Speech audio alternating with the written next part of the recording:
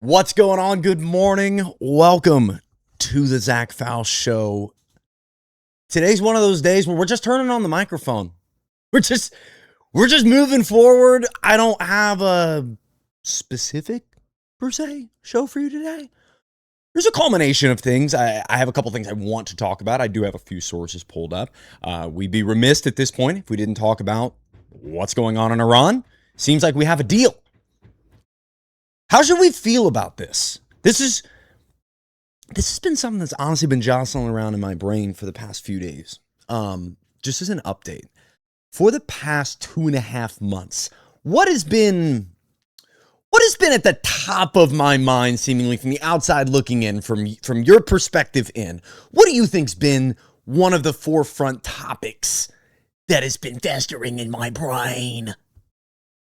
It's been Iran. This war, the economic ripple effects that will come downstream from this, the lies we've gotten to watch in real time, the wartime propaganda machine in full force on both sides. Okay, I'm not saying one side or the other, Iranian, United States, in full swing, from Lego videos to Truth Social posts. We're going to eliminate your entire country. We're going to stop them from getting a nuke and everything in between.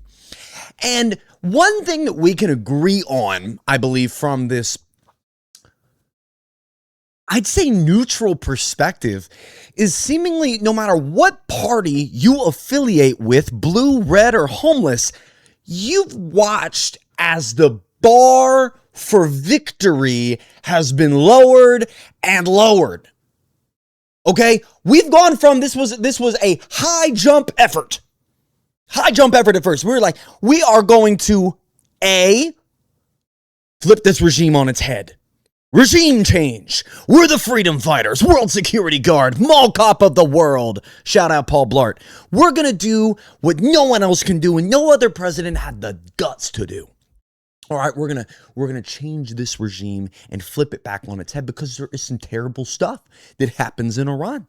It's no rainbow and unicorn land that's getting lied to us that significantly about it. It has a lot more to do with Israel and oil. Overarchingly, there are a lot of policies and freedoms that are worth considering as immoral. But what's also immoral is the dishonesty, the misleading, the warfare, the murder that's been going on since February 28th from multiple fronts, not just even the United States.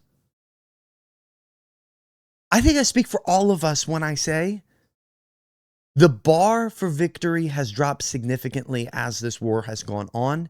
And I think this is something all of us can agree with. And if you can't agree with this, I don't know. We'll have a conversation, but we want this war to be done. Nobody wants this to continue. Nobody wants to watch Bibi Netanyahu control our government. I think we can all agree on that, right? We've all watched it unfold. We've all watched and seen the country of Izzy sneak its way in to everything, seemingly. And if it's not the power structure of it, it's the financing of it, or the person on the inside of it. We just saw that our government raised its threat level on Israel spying on us. What does that mean? There should be no threat. They're our ally. But regardless, we can all agree the bar for victory has been dropped, okay? That's all I'm saying. Can we agree on that? The bar for victory has been dropped because it started with regime change. Then it was, we're going to cause social revolt. Then it was, we're going to take out their nuclear facilities. And by the way, what was Midnight Hammer's operation in June? And then it just got to the point where we just need the Strait opened. Can I read off a few things for you real quick? Because I want you to understand where I'm coming from here. I want to read off in just a moment, because I got them in front of me. And this is the crux of everything that I'm stuck on in my brain right now. And the reason why I just turned on the camera, turned on the microphone, and said, let's just sort this out live, is there's a part of my brain that goes against slightly, or maybe is a counter to the two things I just mentioned. Because the bar for victory continues to drop. And now I'm seeing terms in this agreement that seem to have dropped it even further to the point where, again, let me hold on to that. I don't want to I'm getting too ADHD'd here. Watch me in real time try to lasso it in. The bar for victory has been dropped further and further to the point where I see these terms for this proposed agreement, and I wonder if the bar's below the floor. I say that as unpartisan as possible. Just looking at the facts. On our last episode, we talked about those facts, or the one before. The last one was the graphs. 79, we talked about the terms of this agreement, and they ended up being the terms of the agreement. We're going to talk about that in a second. But the second thing is this idea of we want the war to end. And I want the war to end. Don't get me wrong. I just can't not see the chess pieces on the board moving that lead me to believe that this memorandum of understanding is not going to lead to a 60-day peace period of beautiful negotiations where everybody walks away hunky-dory and no more missiles fly. I wish that were the truth. I wish I believed that. I wish that could come true. And if it does, I will happily be wrong. But the problem is, I can't see past obvious patterns unfolding. I get it. The stock market is going up, and albeit as it should. This is one of the first times I've seen the stock market moving appropriately, and multiple markets moving appropriately. We've seen crypto move up. We've seen gold, silver move up. We've seen stocks across the board shoot up, Dow Jones, S&P. This is news that is worthwhile for finances to get involved. If you've listened to the show for the past 10, 15 episodes, you know I've been very, very adamantly questioning the valuation of the S&P 500 and its movement up since the war began, oil shorting activity, the price being manipulated, and as well the price of things like fertilizer and fuel leading to the cost of food potentially going up in the future. I think all that stuff still exists. So I can't get up here and be as patriotic about this moment. I know last night we had our big UFC 250 event and we got the World Cup going on and New York just won the NBA Finals. Go Jalen Brunson. He's a beast. No one's better than Jalen Brunson when it's time to be better than Jalen Brunson.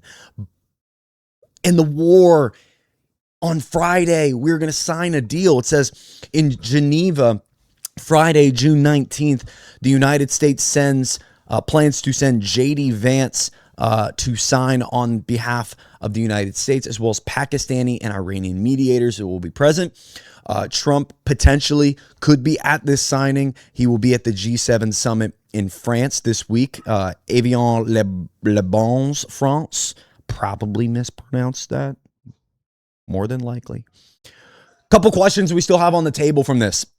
And then I'll read you through the terms of the deal. A couple questions we still have. Are the UAE and Saudi Arabia going to send representatives? Are they in on this deal? They've been bombed multiple times throughout this skirmish. And their infrastructure severely damaged. These are countries that are some of the largest investors foreignly in our stock markets and financial markets here in America. Their relationship is kind of important. It's not important. I can't say it's not important. It's pretty important. So, again, just forgive me for not just stepping up to immediately salute the flag and screech like an eagle. Gah! And just wait for the red, white, and blue fireworks in my heart to go off. I just don't think this is done. Couple reasons, but first let's go through the terms of the deal. All right, I had this pulled up. Let me pull this up real quick. By the way, while I'm doing this, because I have, oh God, my app blocker's blocking me. Bless you. My wife sneezed.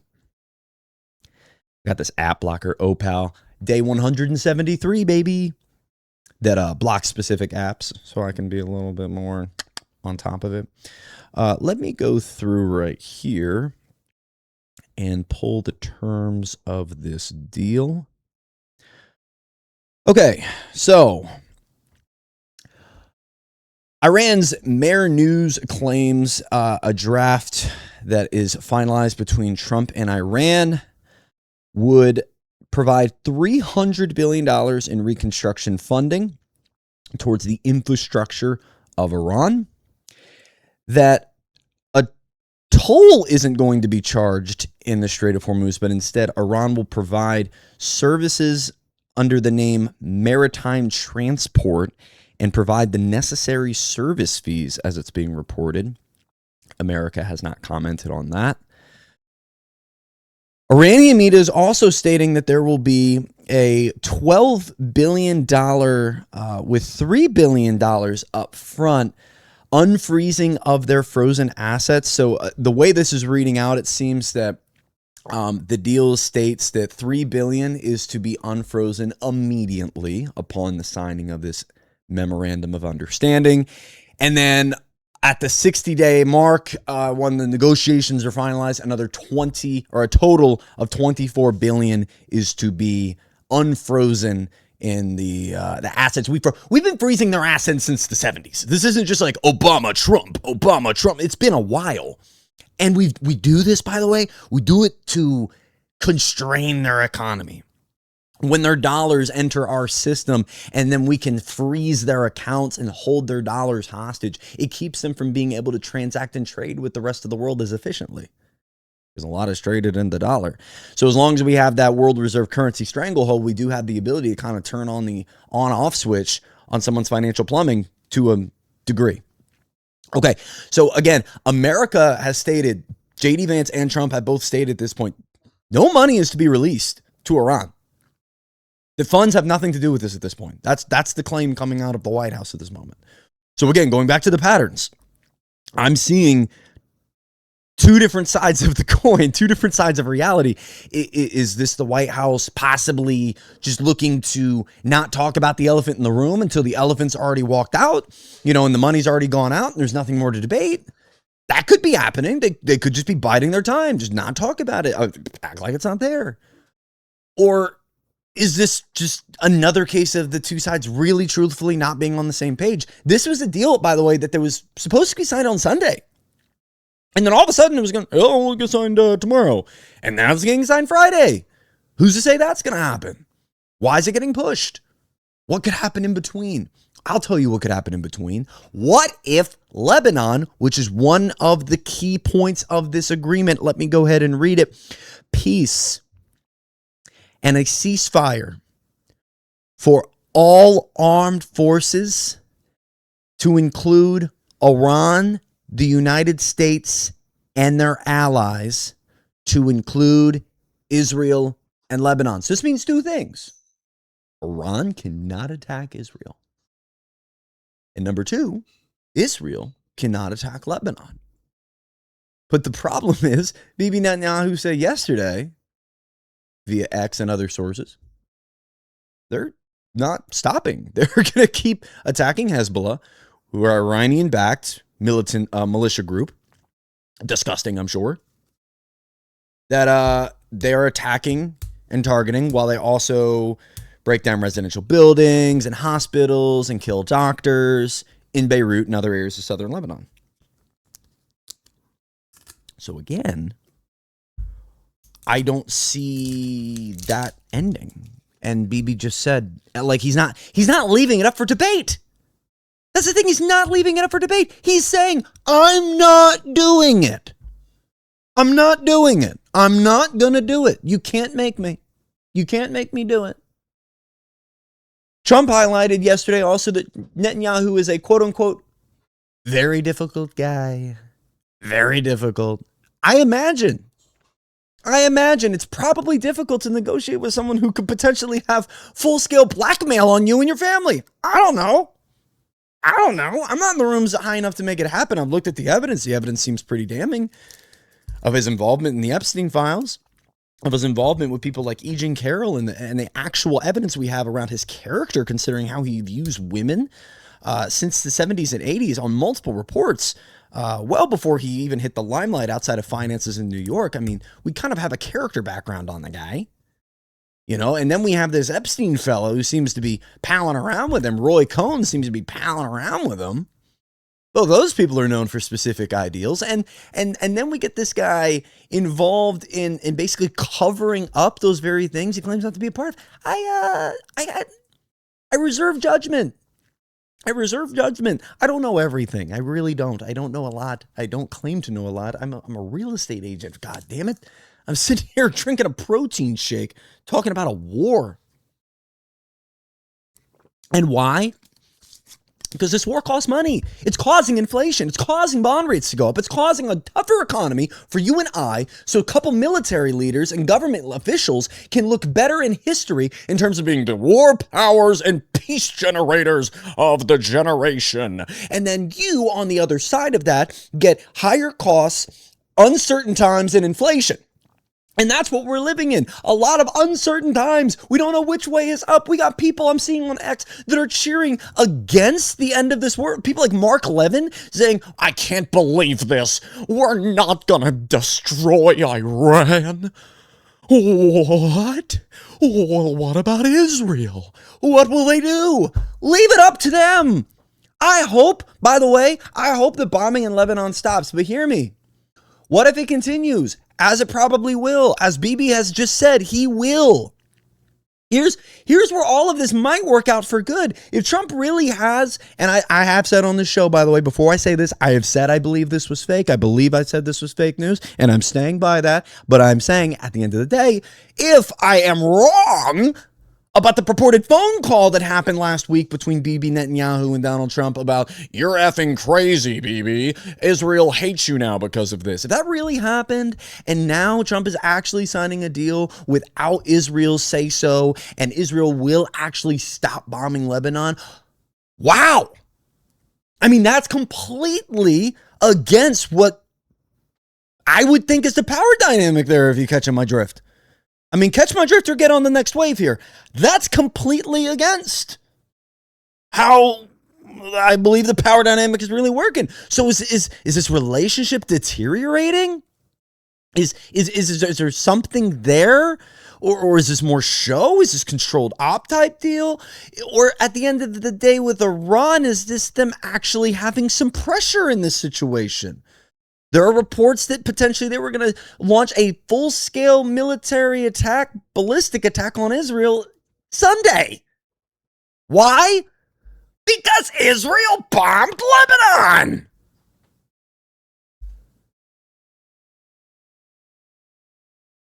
Israel defense minister says Netanyahu made it clear to President Trump and senior U.S. officials that Israel will not withdraw from Lebanon despite the agreement with Iran. Again, going back to the terms of this agreement, $300 billion in reconstruction funding, $24 billion in total at the end of this in unfrozen assets, $3 billion upfront upon the beginning of the ceasefire conversations. A 60-day ceasefire, immediate suspension of all economic sanctions, withdrawal of hear me, this is where, again, my brain just, I don't want to be negative Nancy. I want to be sourpuss Steve. I don't want to be him. I don't want to be one of these, what have been, a doomer. I don't want to be a doomer. I want to be an expose of the economic benefits of the boomers. I don't want to be that guy. I want to be pumped up. I just got back from the gym, right? I'm wearing a SpongeBob outfit. I'm wearing a SpongeBob outfit on episode 82 of a podcast I shoot underground in Delaware, and I have no historic backing or education that gives me permission to talk about the subject matters we're even going through. I'll be honest with you. I'm just reading the patterns of the room, and as I see the economic strings that maneuver because of things like this, it forces me to learn more about the things that we're listening or that is happening. And I'm listening and I'm watching and I'm reading and I'm trying to gain this knowledge almost in real time of what's going on. And in following the direct, most immediate patterns that I have seen unfold in this war with Iran is that they want money, we don't want to give it. They want peace for their allies, and we don't have the ability to give it to them. Like, we don't have the ability to give it to them. It's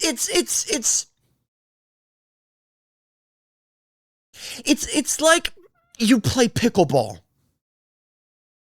and your pickleball partner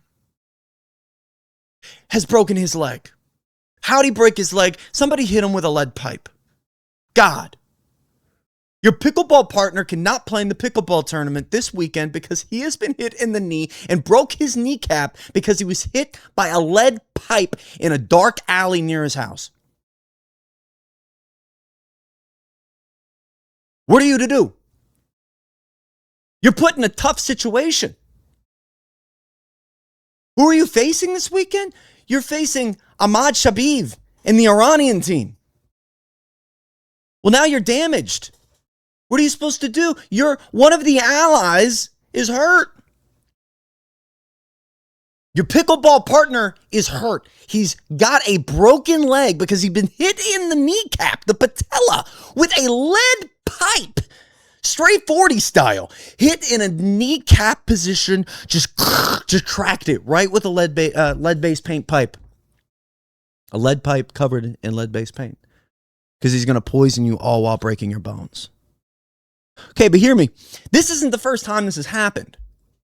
See, for years, coincidentally, anytime you get to the point where true progress is being made in your pickleball career, something happens to one of your playing partners, and it makes it more difficult for you to progress without that one friend.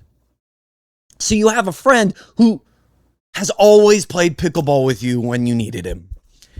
He always came to the court whenever you had a downed ally.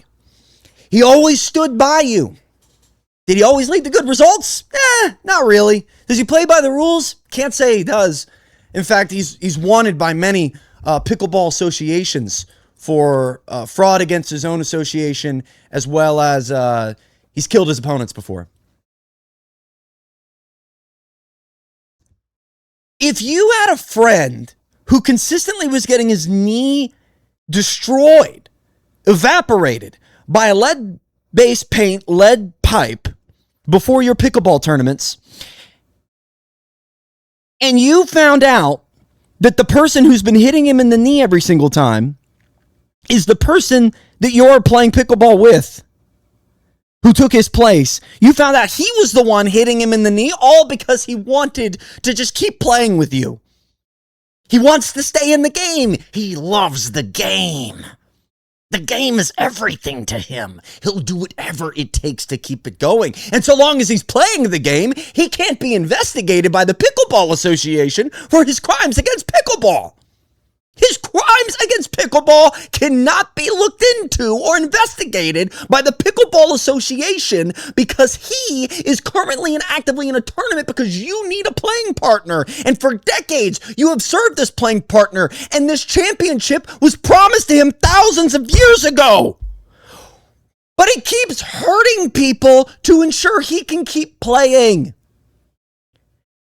And if you kept seeing time and time again, you say, stop doing this. I found out it is you. You are the one hurting my pickleball partners to the point where they cannot walk for 4 months. To the point where they forget what grass feels like because they wear a boot or have to be elevated in a bed and keep their foot above their head. They forgot what grass felt like or what walking in sand felt like for time. They had to relearn the walk, one of them, because of you. And all because you want to play this game? You just want to play pickleball? Why aren't we associating with different friends? Why are we still calling up? Why don't we call on someone different? We see the plays. We see the play that keeps happening. You get far in the tournament and they say, got him. Hey, I'll play for you. Are you following this stupid analogy?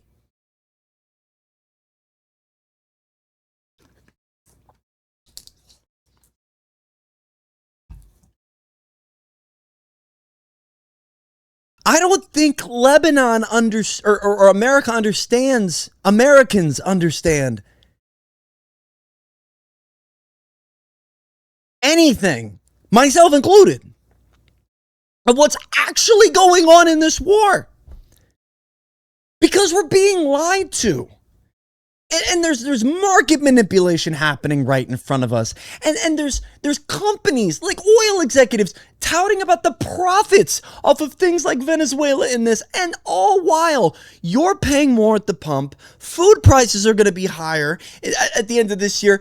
Everything energy-wise is more expensive. Do you understand what that means long-term for inflation and prices? The PPI index is just at 6.5% the other day. How am I supposed to look at this economy? How am I supposed to understand, Almighty God, the blessing of understanding some of the gears, just some of the gears in the machine and how they operate? Some of the strings that move the system. How am I supposed to see that and then simultaneously dissect it and learn, oh, this seems like a negative thing long term, and just watch it happen and happen and again and again, and Israel and BlackRock and a banker and a Rothschild and a tech bro and a government official. It's like, oh, and you're all on the Epstein list and no one wants to talk about that anymore. And why am I viewed as, Zach, don't be such a gloomer doomer. What do you want me to talk about? You want me to be like the late night news? You want me to be like the late night news at the end? You know, they'll be like, and 18 people died in this car wreck as a plane actually lands on a parade. And then they'll go into, and also a school catches on fire where 17 learning, I forgot where I'm going with it. Regardless, at the end of the news segment, they're like, and by the way, this soldier just came home from Iraq. And here's his meet and greet. All while they show you a bunch of things exploding in war beforehand. Do you want that? Do you want the palate cleanser? I can add some palate cleansers, but again, I'm not reading off some script or outline today, guys. This is just vibing, monologuing. But I guess good monologues have scripts. Riffing. Because I don't know. Maybe this memorandum of understanding leads to a 60-day peace period that's all hunky-dory and it walks away better, Iran does, than it was before, and the United States can just wipe this off and say, I'm good. But again, if I look at the terms of the agreement, let's go back through it real quick. It says Trump criticizes Netanyahu over the U.S.-Iran peace framework. Trump highlighted how the Islamabad Memorandum of Understanding, mediated by Pakistan and Qatar, ends military operations across all fronts. So that's to include Lebanon, to include Israel, Iran, if Turkey were to ever get involved. Lifts the blockade on Iranian ports. So the Iran and the U.S. blockade, done. And we can confirm the Strait of Hormuz has more traffic. So it looks like a southern pathway is open through the Strait of Hormuz. There are thousands of boats still on the inside of the Strait of Hormuz that have been kind of just sitting idle. So it will take a while to get them all out to their destination and then back. But it is moving. And reopens the Strait of Hormuz toll-free. Again, the toll isn't there, but Iranian news stating there is going to be some type of maritime transport fee. It says the framework, including suspending oil sanctions, releasing $24 billion in frozen Iranian funds, and $300 billion in U.S. reconstruction aid, with nuclear talks starting on Friday in Switzerland for a 15 to 20-year enrichment suspension. Israel rejected the deal, excluding them, vowing to pursue Hezbollah in southern Lebanon independently. And again, I hope that Iran and America can just let Israel be whatever it needs to be. Here's what I want. Donald Trump, if you were the guy that you said you were, here is that opportunity to look Bibi Netanyahu in the face and say, you think you're going to ruin my negotiation on my birthday? I'm watching these men fight for me on my front lawn today. There's a lot of money that went into this. I'm going to enjoy all of this next to Dana White. This is going to be great. You're going to ruin it by attacking Beirut to get in the way of my negotiation. You forced me to push this to Friday, you dick. Got it. If you're going to keep attacking Lebanon, if you're going to keep doing that, if that's what you want to do, if you want to do that, that's cool, that's cool, that's cool. We're done giving you money. How's that sound? How's that sound, Big Yahoo? Yahoo News just got an alert. You suck. What do you got? What do you got? I'm done. I'm done. You're fired. I'd love to see that, man. I would love to see that. You imagine Trump's just biding his time until the AI age when no one can tell what's real or what's fake. He knows that they have atrocious blackmail on him, but if he could just wait it out to when Claude is so good that nothing is trusted online anymore, and then he just slams the door on Israel, cool. I don't think that's going to happen. I don't think that's going to happen, just to be very, very clear. But I can dream. Details of the diplomatic aspects will be fully made public soon, according to a great follow, Mario Nawfal on X.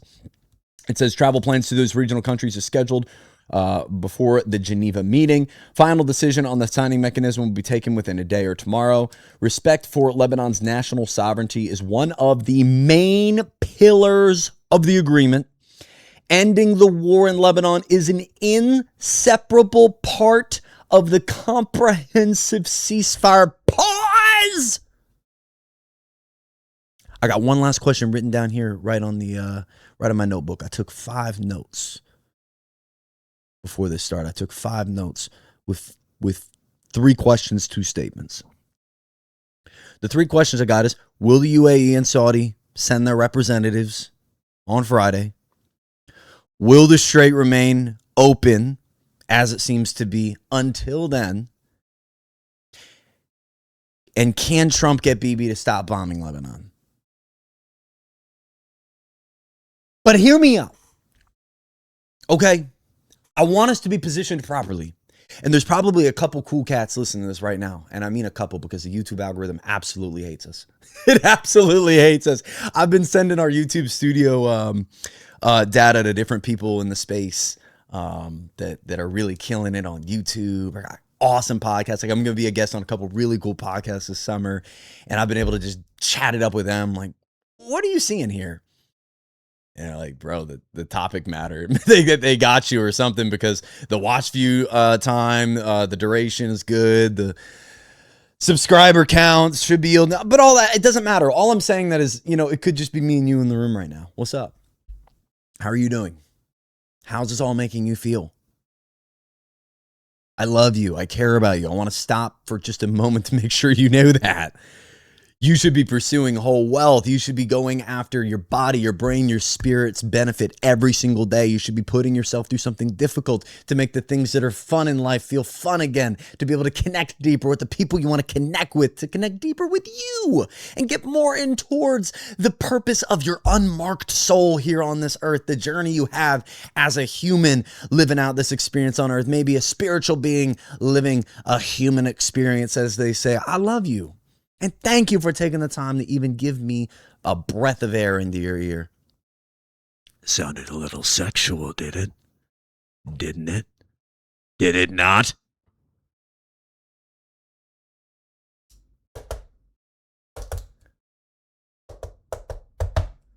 Can Trump get Bibi to stop bombing Lebanon? I don't think he can. But again,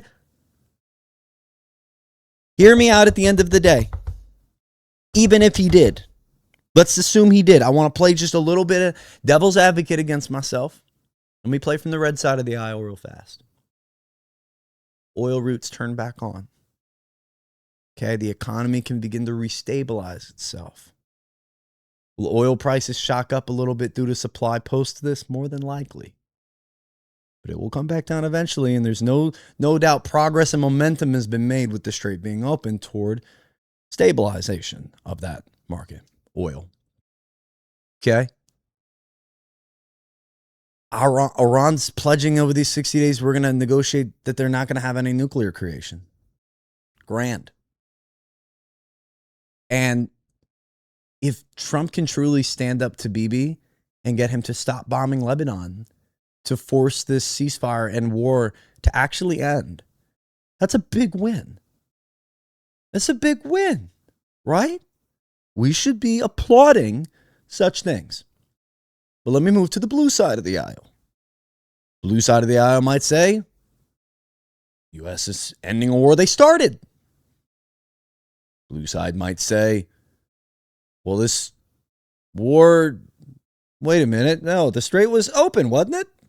This war wasn't over the Strait of Hormuz. It got shut because of it, and they'd be correct. Some even wackos right there in the middle might even say, we didn't even start this war because of our own needs or efforts. We started it on the behest of Israel. So we're ending something that shouldn't have started for a country that has nothing to do with us.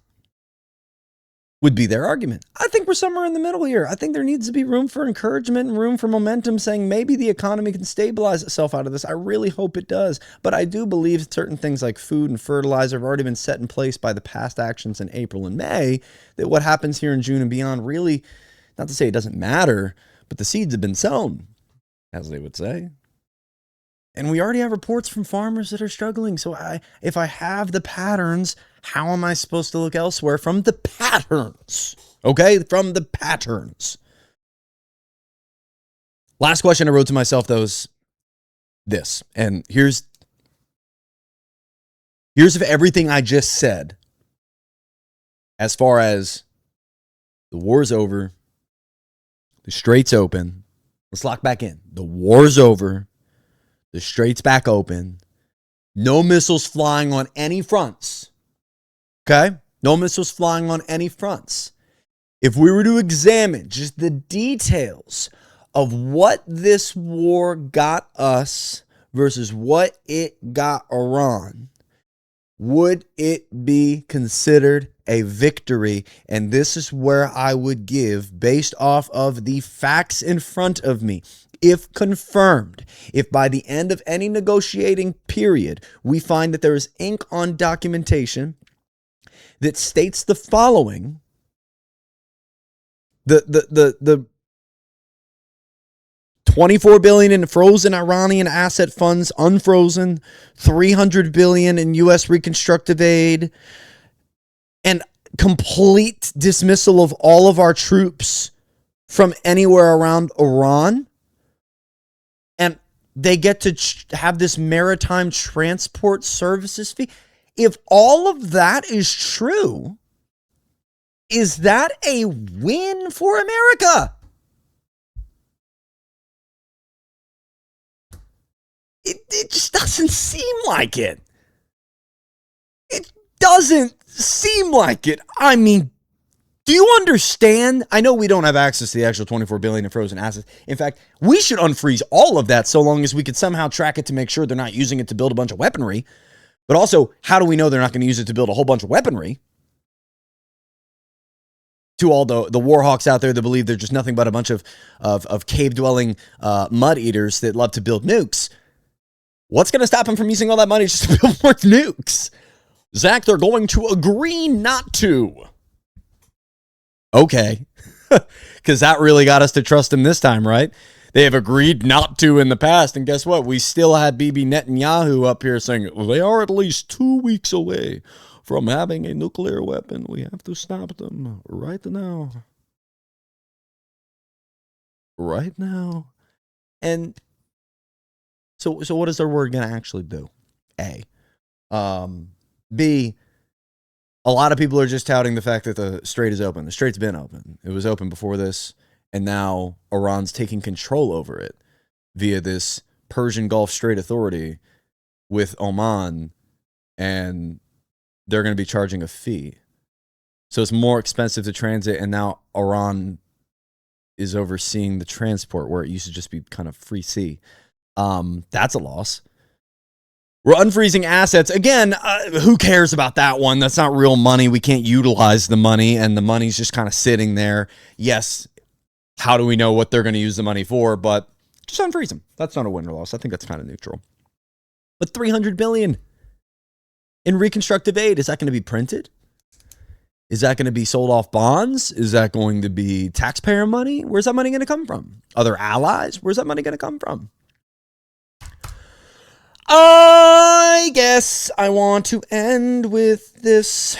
My head's a few different places with all of this. Will Israel stop bombing Lebanon? Or will the war keep going on and on? I don't know. I have no clue. I don't know.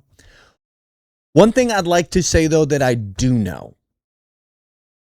With all of this, I don't want you to sit here and say any which way or the third, because I don't know. I don't know if the terms of this agreement will be the terms that we're reading today. I don't know if there's going to be a bomb that drops tomorrow. I don't know if this is going to be the greatest time of peace for the next 10 years the world has ever experienced. I don't know if an asteroid's going to hit tomorrow. I don't know. One thing I know is based off of what has already happened. Two things are more than likely to be true in the future. A, we're probably going to have a wave of supply shock in terms of oil. Right now, oil is trading low on, once again, vibes, headlines. But we have a supply issue.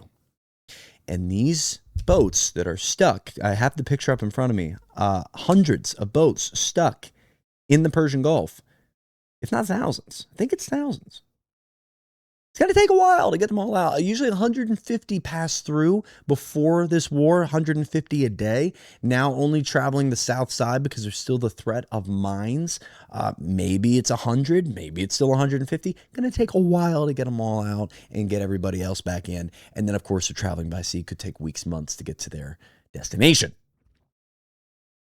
We'll more than likely have a quick shock in oil regardless. If this were to go completely peacefully from here on out, still probably going to see that quick shock.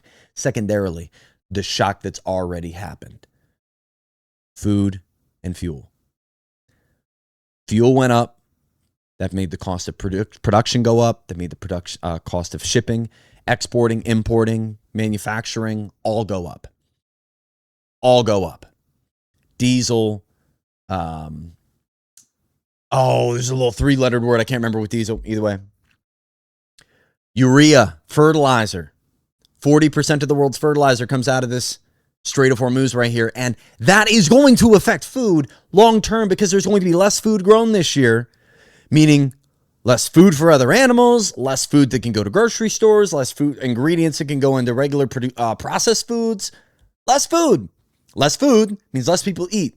Less people eating with the same amount of people means food gets more expensive because the food is more valuable.